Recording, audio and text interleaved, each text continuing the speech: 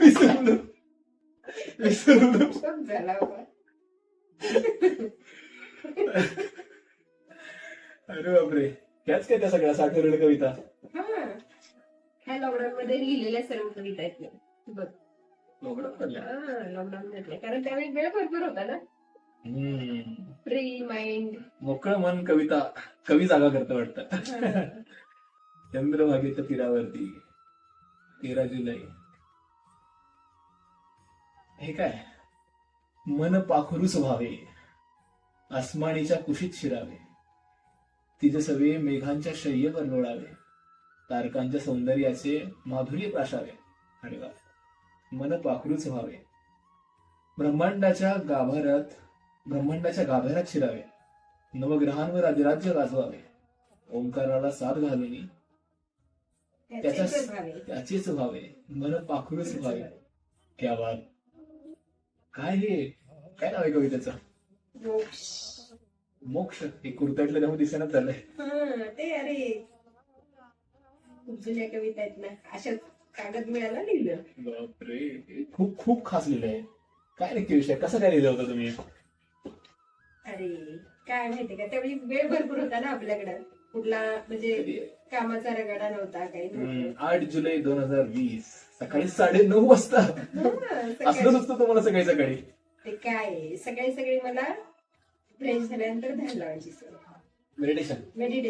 Meditation करायचं. पण meditation मध्ये असंच काहीतरी सुचतं. एवढं नाही सुचतं आम्हाला. आम्हाला असं सुचतं. मन आणि मोक्ष या दोघांचं काय नक्की कसं समीकरण आहे? मोक्ष म्हणजे काय हे विचार करत होते मी. म्हणजे जेव्हा मेडिटेशनला बसले होते, मला वाटते त्यावेळी सकाळी, तर त्यावेळी मी विचार करत होते मोक्ष म्हणजे काय. आपण म्हणतो ना मोक्ष. म्हणतात की मोक्ष भेटू दे. मोक्ष म्हणजे काय, तर मी माझ्या बुद्धीप्रमाणे असा विचार केला की मोक्ष म्हणजे नक्कीच काय, तर हे आपला संसार आहे का, या संसारातून बाहेर गेल्यानंतर माणसं म्हणतात मोक्ष मिळतो. तर मला काय वाटलं की ह्या संसारामध्ये आपल्याला आनंद भेटतो का? नाही, समाधान भेटतं. समाधान प्राप्त करण्यासाठी आपण ह्या सगळ्या गोष्टी करत असतो.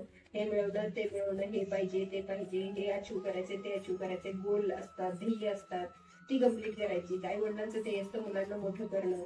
ह्या सगळ्या गोष्टी होऊन जातात. मुलांच्या बकेट लिस्ट असतात, ते कम्प्लीट करायचे असतात. तर ते कम्प्लीट करता नंतर असं कुठेतरी पिक पॉइंट असा येतो की असं वाटतं की आपण काय करतोय, आपल्याला काय हवंय. बरोबर आहे की नाही? हे सगळं समाधान तर आपण मिळवलेलं असतं, परंतु ह्या समाधानाबरोबर आनंद मिळत असतो का? तर आनंद असतो, परंतु पिक पॉइंटचा आनंद नसतो. तो पिक पॉइंटचा आनंद म्हणजे मला असं वाटतं मोक्ष. मग तो कशात मिळू शकतो, तर मन फ्रेश झालं पाहिजे, मन आनंदित झालं पाहिजे, सोल आनंदित झालं पाहिजे. सोल जेव्हा आनंदित होतं की नाही, म्हणजे मला असं वाटतं, हे माझं प्रेडिक्शन आहे, मला म्हणजे आपल्या सोलला, आपल्या हृदयाला जेव्हा आनंद होतो किंवा आत्म्याला जेव्हा आनंद होतो ना, तो परमोच्च शिखर किंवा तो परमोच्च पॉइंट म्हणजे मोक्ष. म्हणून आहे का ते म्हणून मला असं वाटतं की हे मन पाखरूचं व्हावे. मन आणि आनंद ह्याचं असं कॉम्बिनेशन आहे ना, की हे दोन्ही जेव्हा एकत्र येतं तेव्हा ते मोक्षाकडे जातं. म्हणजे तुम्ही जो मोक्ष फिजिकल वर्ल्ड मध्ये शोधायचा प्रयत्न करताय, हा खरा मोक्ष लपलाय मनाच्या मोक्षामध्ये, मनाच्या आनंदामध्ये. आणि मग ते मन मोक्ष प्राप्त झाल्यानंतर आसमानीच्या कुशीत शिरावे, ते जसं मेघांच्या शय्येवर लोळावे, ब्रह्मांडाच्या गाभाऱ्यात शिरावे, नवग्रहांवरती अधिराज्य करावे. काय विचार आहे, जबरदस्त. शब्द कसे कसे तुले तुम्हाला? मेडिटेशनची कमाल आहे. आम्हाला पण शिकवाय मेडिटेशन. शिकू. बरी कविता ऐकून दाखवा ना मला एकदा. मन पाखरूचं व्हावे, आसमानीच्या कुशीत शिरुणी, तिचं सवे मेघांच्या शय्येवर लोळावे, तारकांच्या सौंदर्याचे मधुप्राशावे. मन पाखरूचं व्हावे, ब्रह्मांडाच्या गाभाऱ्यात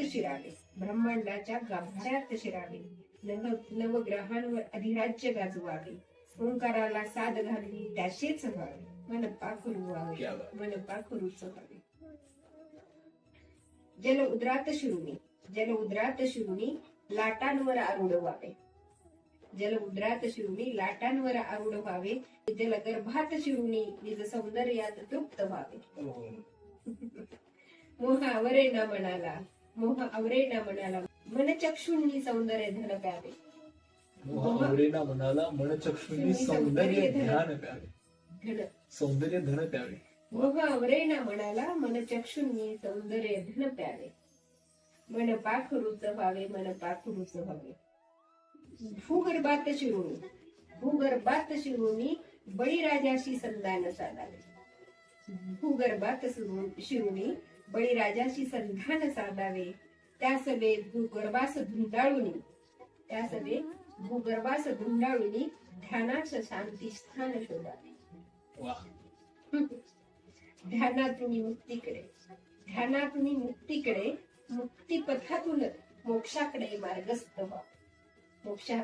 मोक्षाकडे मार्गस्थ व्हावे. मन पाखरूच व्हावे मन पाखरूच व्हावे.